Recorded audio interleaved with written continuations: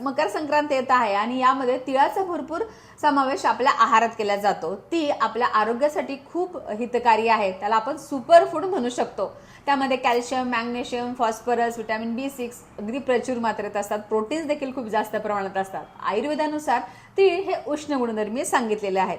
तिळाचे दोन प्रकार असतात, एक पांढरे तीळ आणि काळे तीळ। दोन्ही आपल्या आरोग्यासाठी तितकेच फायदेशीर आहेत। सगळ्यात पहिला फायदा तर हाडांना मजबूती आणण्यासाठी।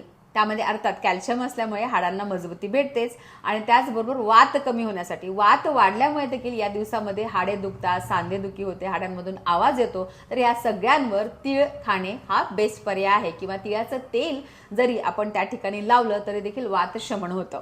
दुसरा महत्त्वाचा फायदा म्हणजे त्वचा आणि केस यांचं आरोग्य उत्तम राखण्यासाठी। काळे तीळ जर नित्यनियमाने चावून चावून खाल्ले तर तुमचे पांढरे केस देखील काळे होण्यासाठी मदत होते आणि ज्यांची ड्राय स्किन आहे त्यांच्यासाठी तीळ अभ्यंतर तिळामध्ये तेल असल्यामुळे ड्राय स्किनसाठी ते बेस्ट आहेत आणि त्याचा लेप देखील ते चेहऱ्यावर करू शकतात। त्यानंतर तिसरा महत्त्वाचा फायदा म्हणजे पचनशक्ती सुधारण्यासाठी। पोटफुगी, गॅसेस, बद्धकोष्ठता या सगळ्यांवर तीळ बेस्ट आहे। लहान मुलांची उंची वाढवण्यासाठी। जे वाढते वयाचे मुलं आहेत त्यांच्या आहारामध्ये जर तिळाचा समावेश असेल तर त्यांची उंची योग्य प्रमाणात वाढण्यास मदत होते। महत्त्वाचा फायदा म्हणजे वजन कमी करण्यासाठी।